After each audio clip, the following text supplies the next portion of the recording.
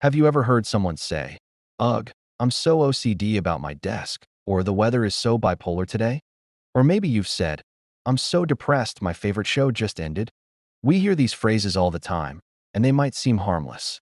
But using serious mental health terms as casual adjectives is a huge problem. And today I want to talk about why we need to stop. When you say you're so OCD because you like things neat, it completely minimizes what obsessive compulsive disorder actually is. For someone truly living with OCD, it's not about being tidy. It's about being trapped by intrusive, distressing thoughts and feeling compelled to perform rituals to get even a moment of relief. It's a debilitating condition, not a personality quirk for being organized. Similarly, when you say you're depressed about something trivial, it's a slap in the face to someone battling clinical depression. Depression isn't just sadness. It's a persistent feeling of emptiness, hopelessness, and a complete loss of interest in everything. It's struggling to get out of bed, to shower, to even exist.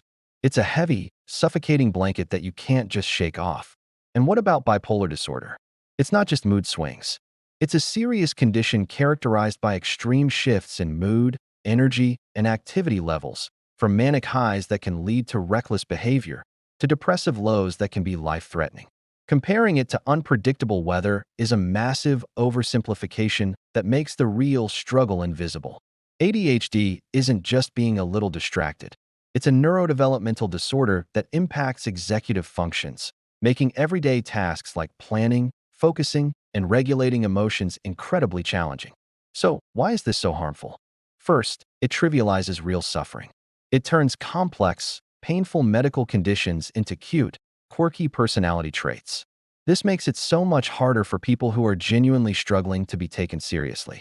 They're met with responses like, "Oh, everyone gets sad sometimes," or "You just need to relax." This invalidates their experience and can be incredibly isolating. Second, it perpetuates stigma. By misusing these terms, we reinforce the idea that mental illnesses aren't real medical issues, but rather personal failings or exaggerated emotions. This leads to the damaging belief that people should just be able to snap out of it. This is one of the biggest reasons why people are afraid to seek the help they desperately need.